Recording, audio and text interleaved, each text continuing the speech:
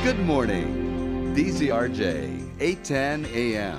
The voice of the Philippines proudly brings you Mind Your Own Business with Nicole Jacinto and Atty.Nikki de Vega, helping you understand the nature of business from the big picture to the fine print. And now, here are your hosts, Nicole Jacinto and Nikki de Vega.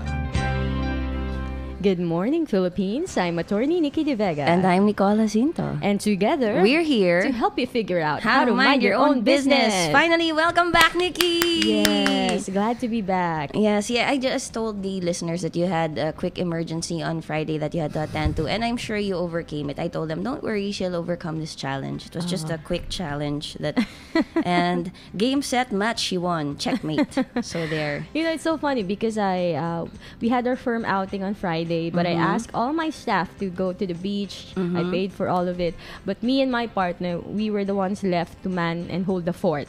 So we were actually the secretary, paralegal, everything, on that day. I was just last Friday, I just discussed with them, Nikki, very, very informally and simply. And I was actually talking more to those who are the creative types, the creative ADD types like myself. We're very familiar with that, aren't you? You have to help me organize myself. Okay. Like, what do you find in the bag of, or what should be in the bag, just very basic of a business person or someone who wants to start a business, an entrepreneur, or any manager within a company? And I said, well, first of all, contact numbers. We just stuck to the basics. Contact numbers. Make sure you have the contact numbers of everyone that you need to get in touch with or talk to. Clients, the people who work under you, your bosses.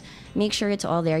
I urge them to make sure they have a soft copy, whether it's in their computer or whatever, and a hard copy as well. Like our old, phone directories where we used to write it in. And then, of course, keep that in your cell phone, the device that you use to communicate the most with your clients and with your colleagues and your coworkers and all that. And then I also reminded them how important an organizational chart is, because everyone in the company should have that, even if it's only you and your partner, because it kind of defines the scope of what you're going to do. Then you'll know who's responsible for what, and you can either work at it from the details to the big picture. Like, okay, this needs to be done. Who will do it? And then that's how you define it. Or you set out the boxes there in the chart, and then you say, okay, this person should be in charge. You can either approach it from up to down or down to up, or from general to detailed, or specifics to general. And then we talked about time and motion studies. Oh, my favorite thing. Just because that kind of helps and is related to the org chart, the organizational charts, because you kind of know who's responsible for what, who's the go-to person. And just very simply, just try to specify what time they should be doing this. And I urge them to do the tasks themselves, so that you don't misunderstand anything. And remember, Nikki, we always say you should know how to do it yourself. Like, for example, you think it's just answering a phone call or writing a quick letter and printing it. Well, you try sitting there and doing it yourself, so that you know exactly how long it takes. Or if somebody tells you, it takes me 2 hours, let's say an employee tells you, it takes me 2 hours to do this, but you can do it in 30 minutes. You're like, well, no, actually, it only takes 30 minutes. At the same time, hindi ka rin mabobola. Yes, for a boss, it's very important to understand all the functions. On one hand, they cannot circumvent you, they cannot try to fool you, your employees. On the other hand, it's also a good way to determine if you're being reasonable. Yes, because to your employees. Baka naman kasi you think that something can be accomplished, a task can be accomplished in 30 minutes, where in truth and in fact, 2 hours pala. Yes, it also goes the opposite way. Or let's say, okay, maybe you're faster than the person, but it shouldn't take them 2 hours. Compromise 1 hour. Then you kind of know how to plan your day, schedule your time, and for those around you. You know, that's one thing I learned when I became a boss, is to be more understanding towards others. Before, kasi I had high standards. I expected people to think the same way that I think. I expect them to perform in the same level that I perform. Pero yun nga. And the same speed. Sabi nga sa akin, kaya ka nga boss kasi mas magaling ka.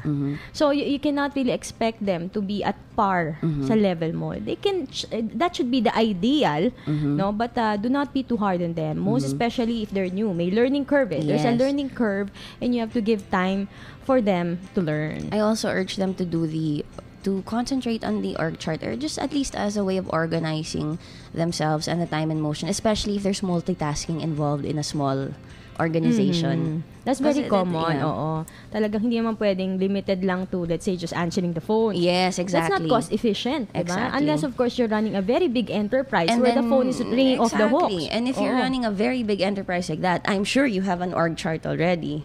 And well, I'm not 100% sure. I'm thinking of somebody that I know, actually. But, you know, a semblance of an org chart or some kind of scheduling for people. Anyway, Nicole, we have a very interesting topic for I today. know. It was supposed to be last Friday, but I'm glad we're starting it on a Monday. Our topic for today is the extrajudicial settlement of estate. So, All ano right. yun? Ano yun?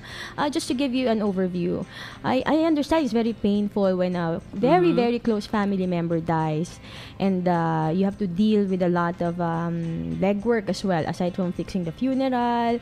You know, you have emotional stress.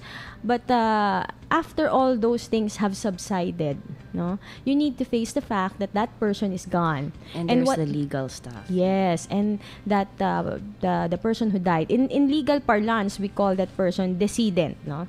Decedent. If he did not leave a will.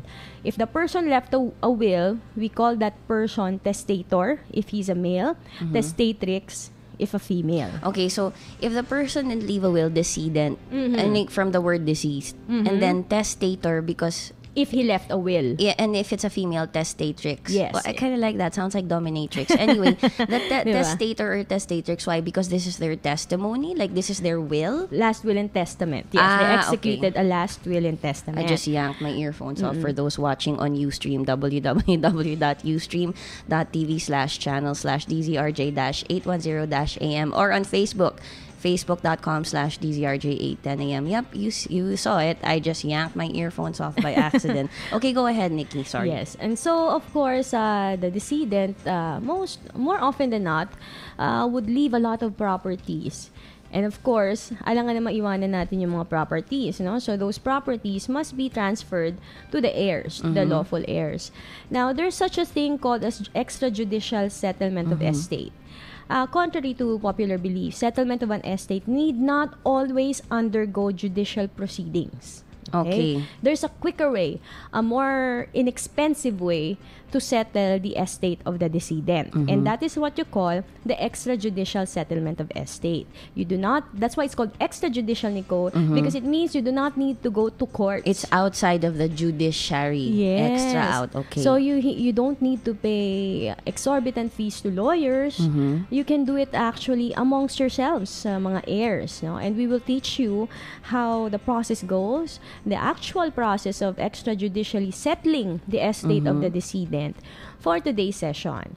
But right now, we have to pause for a short break. But if you have any questions, call us up at 897-8374 or 895-4460. Mind your own business. We'll be right back.